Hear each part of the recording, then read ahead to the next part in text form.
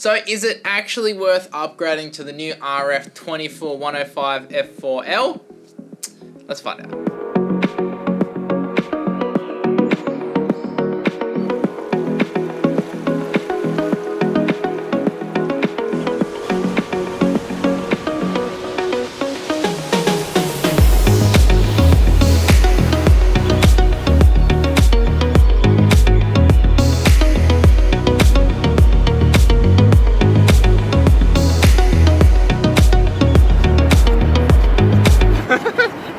Hello.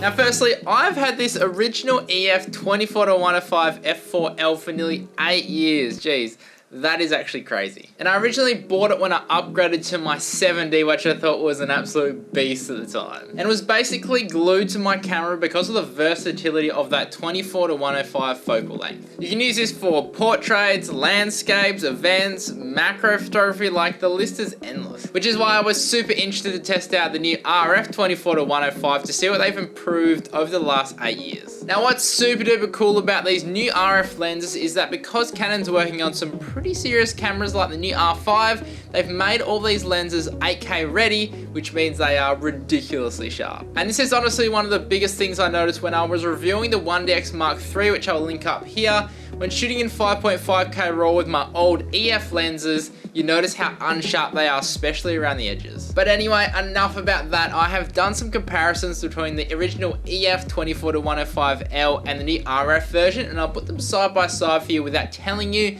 and let me guess if you can tell which lens is which. So firstly, I tested out the macro feature at 105mm, and the RF lens has the same 45cm minimum focusing distance as the original EF lens, so nothing new here. Now you can see here what I was talking about just before, where I punch in to see the edge sharpness. Which lens do you think looks better, lens A or lens B? Another cool thing they've upgraded is the image stabilization. So the original EF lens had 3 stops, whereas the RF now has 5 stops of stabilization, which is absolutely crazy. However, if you do want to stick with the EF mount, the new Series 2 24-105 now has 4 stops of stabilization, which is still super impressive. And finally, I tested out the autofocus and the face tracking. So from this, let me know, you guys, which one you think is lens A and which one you think is lens B, just up here in the poll. So if you guess lens A as the RF lens, then you would be correct. And if we punch into that last shot, you can see the RF lens is just way more sharper than the old school EF mount. Now something that really surprised me was the bokeh. The RF lens is much smoother, as you can see in this first macro shot. Now before we move on, we do have to mention the new control ring on all the RF lenses. And at first I thought this was a bit of a gimmick, and I started using it and I was like, damn son, this is actually super handy. So for me, I set up the control ring as the ISO because that's pretty much the main setting that I adjust.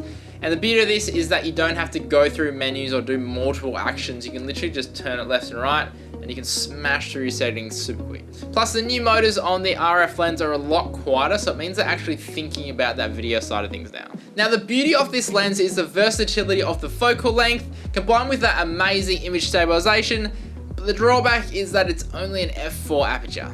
Now f4 during the day is absolutely perfect, no problems here, but as soon as the sun starts going down and we start getting into darker environments, this is where you start needing to rely on those lower apertures. Now having an f2.8 aperture on something like the 24-70 makes a massive difference, because from 2.8 to 4 is one full stop of light, and that one full stop of light makes a big difference. And the other thing I didn't like about the new RF lenses is they've moved to an electronic focusing wheel rather than the old school mechanical. For me, having that feedback makes it way quicker to grab focus, which is something I actually struggled with on the new electronic focusing wheel. So if you are looking for an all-rounder lens that boasts some of the sharpest glass on the market, and you do shoot handheld in both photo and video a lot, then this is the perfect lens for you. If you did enjoy this review, then consider liking and subscribing, and if you want to find out more about this lens, I'll leave some links down below. And as always, stay creative and just be you. See ya.